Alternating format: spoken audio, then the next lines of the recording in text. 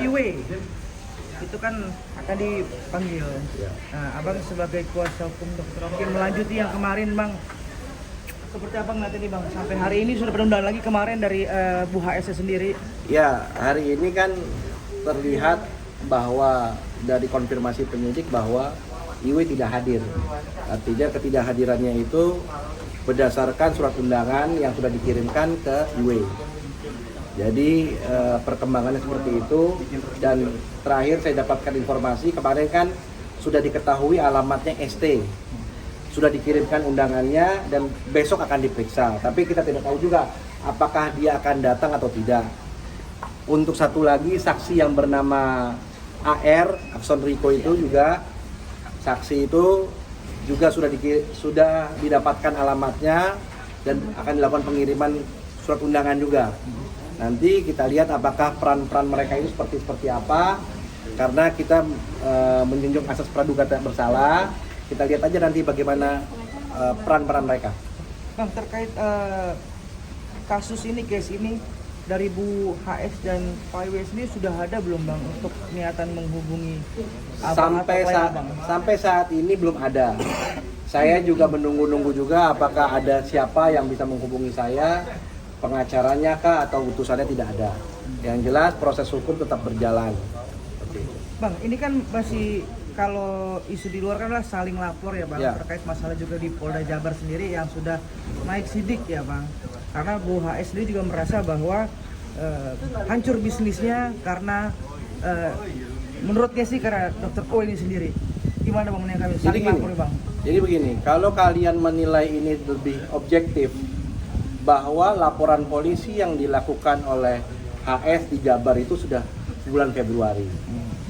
Oke. Yang saya laporkan di Polda Metro, saya tidak melaporkan HS. Ya, saya tidak pernah melaporkan HS ataupun IW. Saya melaporkan adanya dugaan tindak pidana teror, pencemaran nama baik secara tertulis menggunakan karangan bunga. Yang saya tidak ketahui, Dr. Oki tidak ketahui siapa pelakunya. Ternyata dari hasil penyelidikan bahwa orang-orang ini adalah diduga diperintah oleh dua pengusaha itu. Seperti itu. Ya. Jadi ini hasil penyelidikan kepolisian. Pertama yang terungkap adalah salah satu mantan karyawannya. Karyawannya bahkan katanya. Setelah itu terungkap peran-peran yang lain-lain juga. Nah, saat ini ada saudara ST, ada AR, juga sudah dilakukan panggilan-panggilan. Dan IW harusnya hari ini hadir tapi tidak hadir. HS juga sudah dikirimkan undangan tapi tidak hadir, menunda tanggal 24. Kita juga akan tunggu nih tanggal 24 apakah akan hadir atau tidak. Karena di penundaannya diminta untuk ditunda tanggal 24. Seperti itu. Oke, bang, berarti sampai detik ini tidak pernah melaporkan HS dan IW, hanya baru sebagai saksi karena mengerucut dari keterangan saksi sendiri, seperti itu, bang? Betul. Jadi mengerucut dari keterangan saksi bahwa ini disuruh oleh HS dan IW. Nah, itu keterangan yang saya dapatkan dari salah satu saksi. Sehingga penyidik juga kan itu bukan dari bukan kesimpulan saya, penyidik sehingga akhirnya menilai ini perlu berdasarkan SP2HP ya dipanggil kedua orang ini.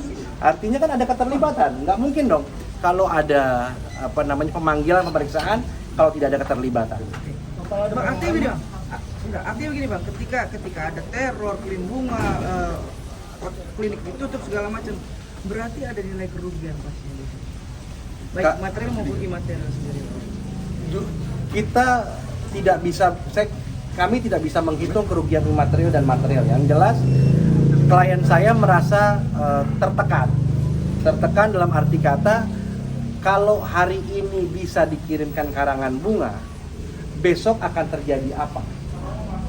Ya kan? Kalau tidak kita laporkan ke polisian perbuatan-perbuatan seperti ini, kita merasa tidak aman dan nyaman. Justru kita melaporkan ke polisi ingin menunjukkan bahwa disinilah tempat kita Kalau misalnya kita diteror, ya kita lapor polisi. Tidak playing victim. Klien saya tidak mau playing victim. Oh, saya diteror. Dan kita akan menerka-nerka siapa yang meneror. Apakah jangan-jangan dia kirim sendiri? Kirim karangan bunga seolah-olah diteror. Padahal yang kirim dia juga. Justru inilah kita lapor polisi di tempat salurannya, bahwa disitulah terungkap bahwa akhirnya ada orang-orang yang mengirim karangan bunga tengah malam dengan niat mereka bersekongkol mendapatkan uang, sejumlah uang, sehingga datanglah karangan bunga itu dikirimkan tengah malam. CCTV-nya ada jelas, tengah malam mereka berkeliling itu. Ada total ada berapa orang?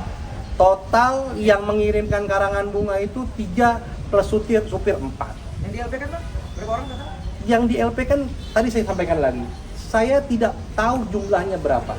Terlapornya dalam lidik, diketahui setelah hasil penyelidikan. Jadi saya tidak pernah melaporkan orang ini. Saya nggak tahu nih siapa orangnya. Ternyata dari hasil penyelidikan ketemulah orang-orang ini. Ini berperan sebagai apa, ini berperan sebagai apa, ini berperan sebagai apa. Nanti saya tidak bisa sampaikan ini semua karena itu ranahnya penyidik. Begitu. Bang, penekanan sekali lagi Bang, bahwa ini kan sudah ada dipanggil ya Bang? Ya. Yang kedua kali, Ya. Kalau ini kan mangkir ya Bang yang pertama, istilahnya bahasanya yang kedua tanggal 24, kalau mangkir lagi berarti akan jemput paksa ya Bang?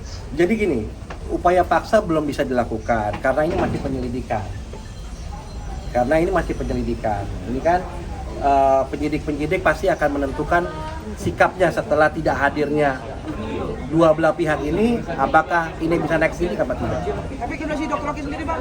Baik. Perkembangan kasus ini ngeliatnya seperti apa? Baik. Ya artinya dia yakin saya mengawal kasus ini dengan baik. Saya setiap ada perkembangan saya selalu datang ke Polda Metro untuk memastikan kasus ini berjalan dengan baik dan bisa transparan tanpa ada intervensi dari pihak manapun. Masih tertekan, masih stres nggak Bang? Enggak. Masih ada teror? Enggak, sudah ada teror. Makanya dengan laporan ini tidak ada upaya-upaya teror yang lain, ya kan? Jadi saya pastikan kalau ada upaya teror lagi, saya akan buat laporan polisi lain. Pesan dari Dr. Rocky sendiri apa? Ya udahlah, jangan menggunakan cara-cara jahat untuk mengintimidasi orang. Baik. Ya, oke ya. Oke. Thank you Bang. Thank you Bang.